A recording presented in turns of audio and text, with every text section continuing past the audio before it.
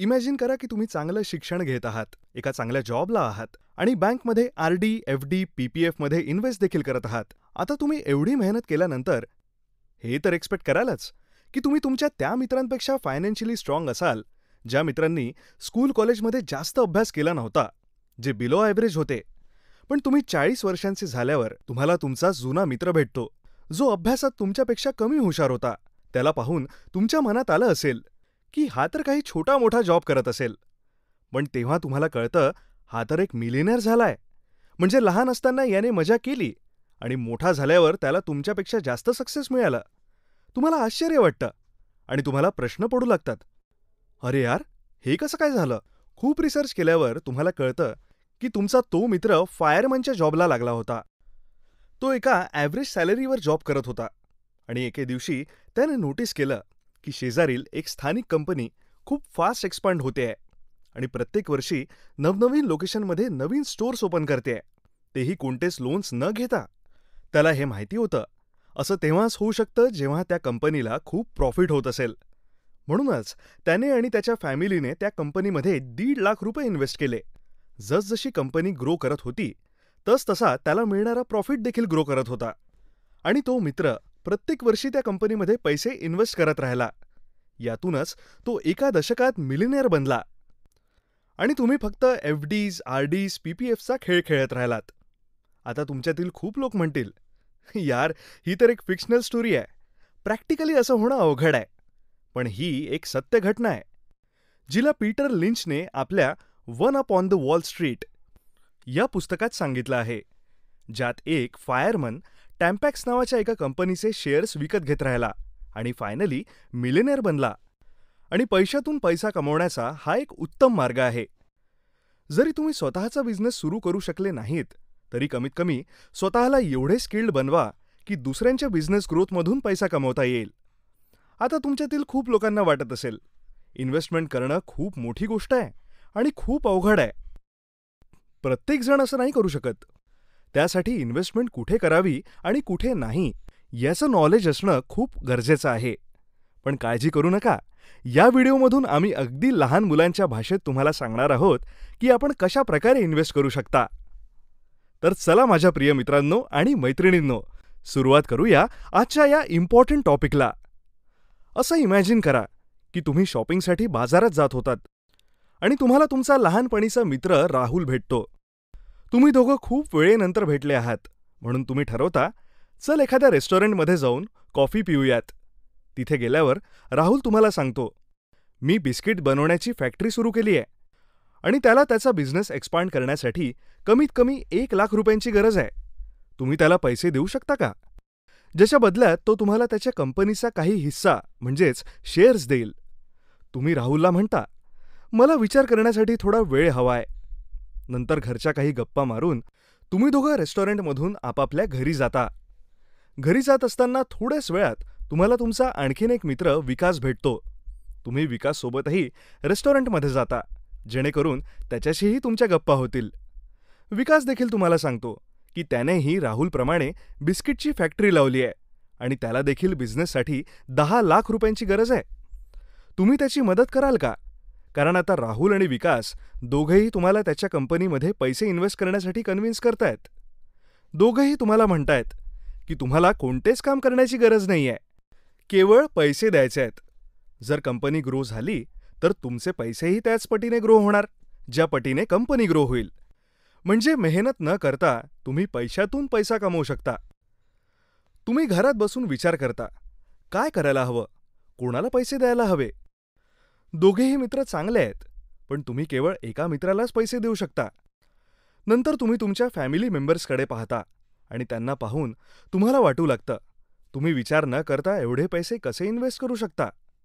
खूप वेळेनंतर तुम्हाला जाणवतं, जरी पैसे इन्व्हेस्ट करून मी दोघांमधील एका मित्राची मदत करत असेल, तर मला कमीत कमी त्याच्या बिझनेसबद्दल पुरेशी माहिती असायलाच हवी. तुम्ही खूप वेळ विचार करत बसता आणि नंतर तुम्ही राहुल आणि विकासला एक सेम मेल सेंड करता, ज्यात तुम्ही बिझनेस संबंधित काही प्रश्न विचारले आहेत. ईमेल काही अशा प्रकारे आहे, प्रिय मित्रा, मला तुझ्या बिझनेसमध्ये पैसे इन्व्हेस्ट करण्याआधी तुला काही प्रश्न विचारायचे आहेत. तुला जेवढ्या लवकर शक्य होईल तेवढ्या लवकर या 5 प्रश्नांची उत्तरं मला पाठव, जेणेकरून मी एक योग्य निर्णय घेऊ शकेल. मागील वर्षी तुमच्या कंपनीने किती रुपयांची सेल्स केली? त्या सेल्समधून तुला किती प्रॉफिट झाला? तू बिझनेससाठी आतापर्यंत कोणाकडून उधार पैसे घेतलेले आहेत? जर उत्तर होय असेल तर किती उधार पैसे घेतलेले आहेत? जर उद्या जाऊन बिझनेसमध्ये काही अडचण निर्माण झाली तर बिझनेस चालू राहण्यासाठी कंपनीने काही पैसे रिझर्व्ह ठेवले आहेत का? तुझ्या स्वतःकडे बिझनेसचा किती पर्सेंटेज आहे? काका-काकूंना आणि बहिणींना माझ्याकडून नमस्ते. तुम्ही दुसऱ्या दिवशी झोपेतून उठून तुमचा फोन पाहता. तुम्ही पाहता राहुल आणि विकासचा तुम्हाला रिप्लाय आलाय. राहुल तुम्हाला सांगतो की मागील वर्षांची सेल्स 10 लाख, मागील वर्षांचा प्रॉफिट 3 लाख, आत्तापर्यंतची उधारी 50,000, वाईट वेळेसाठी ठेवलेले रिझर्व्ह पैसे 2 लाख, स्वतःकडे असलेले बिझनेस पर्सेंटेज 95%. तर दुसरीकडे विकासचा डेटा काही असा असतो. मागील वर्षांची सेल्स 10 लाख, मागील वर्षांचा प्रॉफिट 1 लाख, आत्तापर्यंतची उधारी 6 लाख, वाईट वेळेसाठी ठेवलेले रिझर्व्ह पैसे 10,000, स्वतःकडे असलेले बिझनेस पर्सेंटेज 10%. तुमच्यासमोर स्क्रीनवर दोन्ही कंपनीच्या डिटेल्स आहेत. आता तुम्हीच मला सांगा, जर तुम्हाला पैसे इन्व्हेस्ट करायचेच असतील तर तुम्ही कोणत्या कंपनीमध्ये इन्व्हेस्ट कराल? ऑब्व्हियसली कोणीही कॉमन सेन्स वापरून राहुलच्याच कंपनीमध्ये पैसे इन्व्हेस्ट करेल, कारण त्याच्या कंपनीची सेल्स आणि प्रॉफिट दोन्हीही जास्त आहेत. उधार देखील कमी आहे, केवळ 50,000. बँकमधील रिझर्व्ह देखील 2 लाख आहेत. म्हणजे वाईट परिस्थितीतही त्याला उधार रिटर्न करायला जास्त अडचण येणार नाही. तसेच त्याच्या बिझनेसमध्ये त्याचे पर्सेंटेजही जास्त आहेत.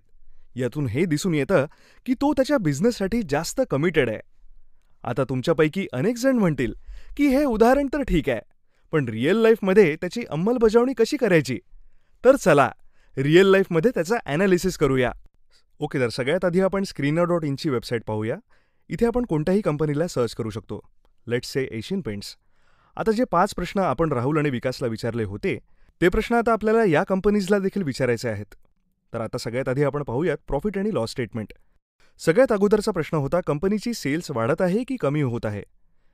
म्हणजे एशियन पेंटची सेल्स काय आहे? जेव्हा आपण कोणताही नंबर बघतो, एका वर्षाचा ॲब्सोल्यूट नंबर, तर तो आपल्यासाठी महत्त्वाचा नसतो.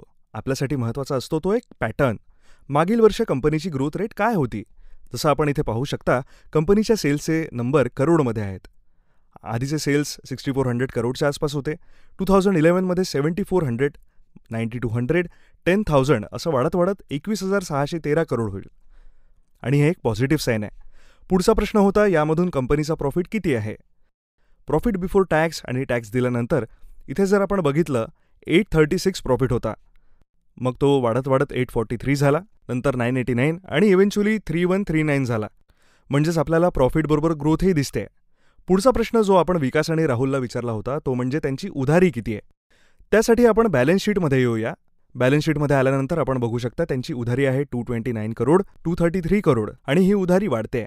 आपल्याला असं वाटणं साहजिक आहे की हे निगेटिव्ह साईन आहे, पण याला कव्हर करण्यासाठी आपला पुढचा प्रश्न होता, वाईट काळासाठी त्यांच्याकडे किती रिझर्व्ह आहे? इथे आपण पाहू शकता किती रिझर्व्ह आहेत, 1614, 2092 आणि इथे 12,710 करोड. जर आपण मार्च 2021 पाहिले तर उधारीपेक्षा खूप जास्त रिझर्व्ह त्यांच्याकडे पडून आहे. म्हणजे वाईट वेळी देखील कंपनी स्टेबल राहील. इंडिव्हिज्युअली जर आपण बॉरोला बघितलं तर ते मॅटर करतं, पण जर आपण ते रिझर्व्हसोबत कम्पेअर केलं तर ते मॅटर करत नाही.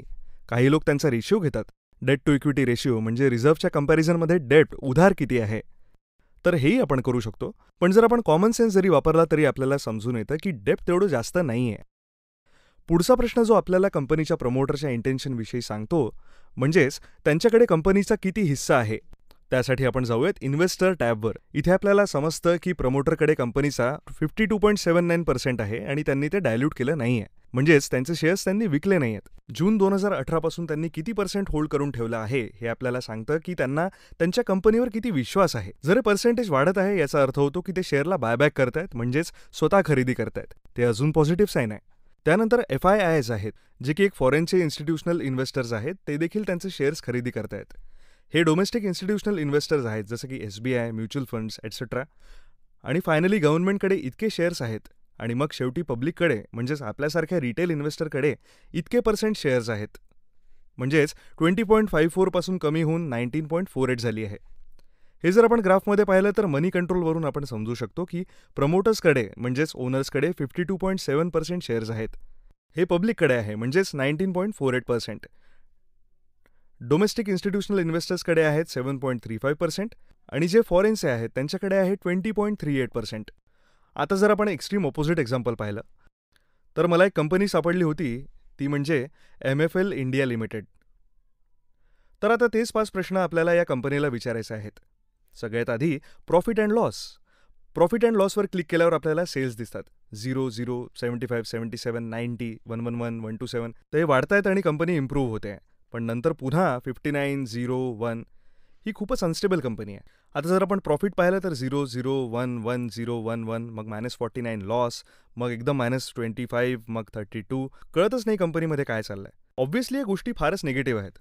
जर आपण बॅलन्स शीटमध्ये गेलो तर आपण पाहू शकतो की बोरिंग्समध्ये उधार किती आहेत. तर 0, 0, 14, 12, 17 आणि अशा पद्धतीने उधार वाढते. मग 66, 74, 38 म्हणजे कमी होत गेला. जर आपण कंपनीच्या रिझर्व्सकडे पाहिलं ते पण निगेटिव्ह आहेत. -5, -5, -4, -3. ऑब्व्हियसली कॉमन सेन्सची गोष्ट आहे की हे निगेटिव्ह इंटेन्शन आहे.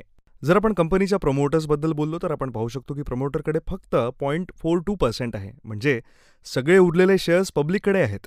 खरं तर बोलायला नको, पण हे एक स्कॅम टाईप आहे.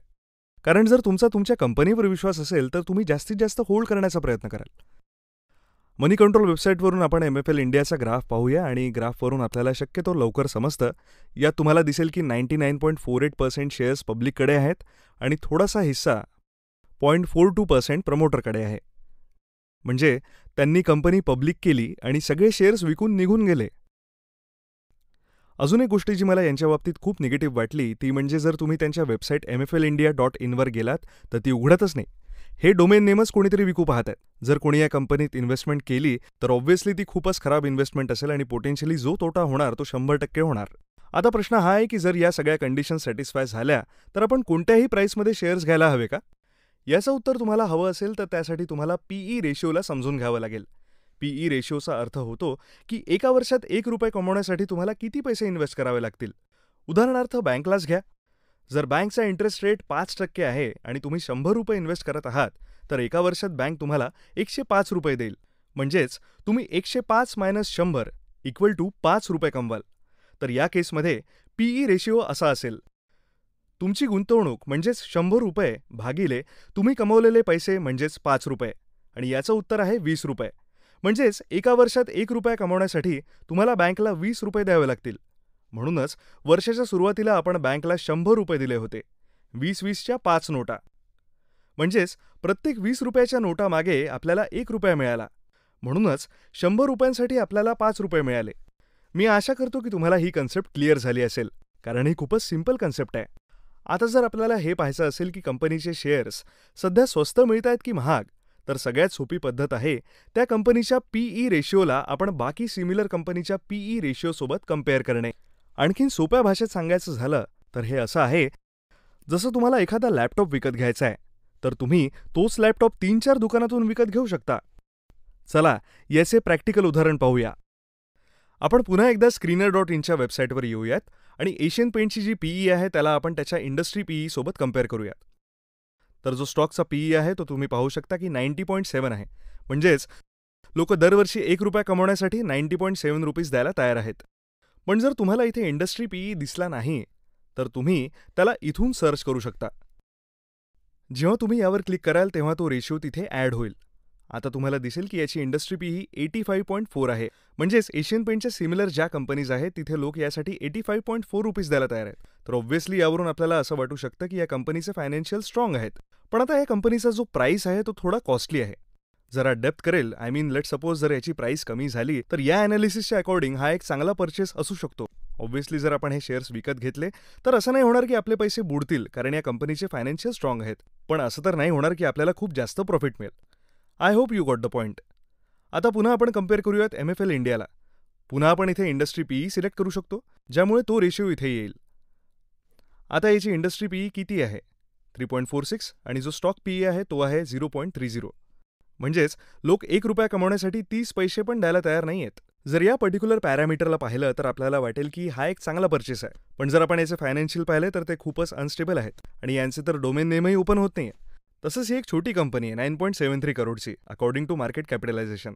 तर पुन्हा मी आशा करतो की यू गॉट द पॉइंट. तर मित्रांनो, या व्हिडिओमध्ये आपण पाहिलं की शेअर मार्केट एक खूप चांगला मार्ग आहे पैशातून पैसा कमवण्याचा. जर आपण या मल्टीबॅगर्स कंपनीजला पाहिलं, जसं की ॲस्ट्रल पॉली किंवा एशियन पेंट्स, जर आपण योग्य वेळी या कंपनीजमध्ये पैसे इन्व्हेस्ट केले असते, तर आज आपण कोणतेही काम न करता पैसे कमवत असतो.